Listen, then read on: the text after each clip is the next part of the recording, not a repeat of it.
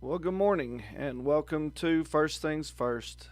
We finally made it to the weekend and it is Friday, and we're so thankful that you've joined in with us this morning. I hope that you have a great weekend, but before that, let's finish out our Friday on a good note and let's go to Galatians chapter 5, verses 22 and 23, which says, "But the fruit of the Spirit is love, joy, peace, long suffering, gentleness, goodness, faith, meekness, temperance. Against such there is no law." And as we look at these things, these are the characteristics that we will be having as a Christian as we go forward, as we live our life to the best that we possibly can in the Lord. These things are going to show in our lives. They're going to automatically pop out. But as we think about fruit, just as it is on a tree, this morning there's it doesn't come automatic. Just as if you plant an apple tree right now, it's not going to automatically produce apples. Probably not even this year, probably not next year, but it's going to take some time for it to grow and to be able to work its work. And then even at that, there's off seasons, and there's going to be a time whenever there's going to be a growing period throughout the spring and the summer, and then finally we get to the harvest. But a lot of times we think of the fruit of the Spirit that we should have them automatically, that they should pop up, it should be there exactly whenever we get saved. But again, they're not always there. Sometimes we have to work on it. Sometimes we have to do what we can to encourage that love, to encourage that joy, to encourage that peace and that long suffering, the gentleness and the goodness and the faith. We do what it takes to get to the meekness and the temperance, which the Bible tells us against such as there's no law.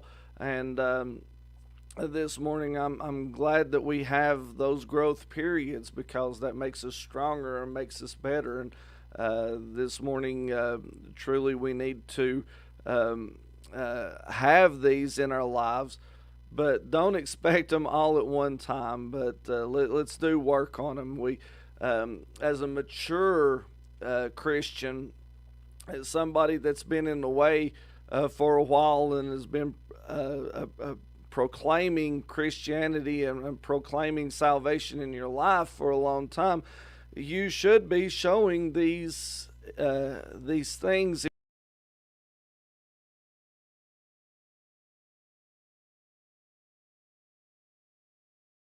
on in that.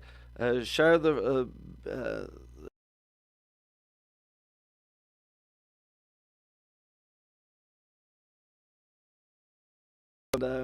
long suffering. The long suffering's coming this morning from our video and our sound that seems like it's freezing up again.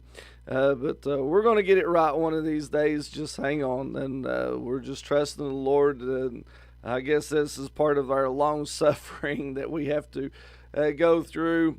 But so this morning, let's do that which is right. Let's keep first things first, and let's keep these fruits of the Spirit going this morning, that we can be, like I said, that we can be blessed and we can be a blessing. We've got a lot to pray about today, got a lot of things on our hearts this morning. I appreciate Sandra this morning letting her test this morning. So be much in prayer for her, be much in prayer for our church, and pray that we can do what God would have us to do in our church. Remember, Holy Week is not this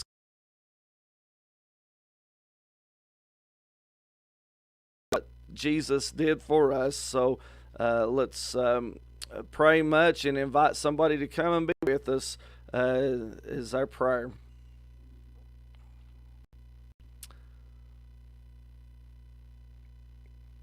Okay. It popped off again. But sorry about that. We'll get it straight one of these days. But I do desire your prayers, and as I was saying, with Holy Week coming up and Easter especially coming up, let's invite somebody to come and be with us in church as we look forward to these special days. And if you don't have a church, if you're not going to church, I encourage you, please come and join us here at First Free Will of Morrison City. We'd be glad to have you. I tell everybody whenever I meet them and invite them to church, I said, we'll treat you so many ways, you'll have to like at least one of them. So please come back and be with us in our services. And we look forward to seeing you Sunday. May God bless you and have a great weekend this weekend. Amen. Put first things first.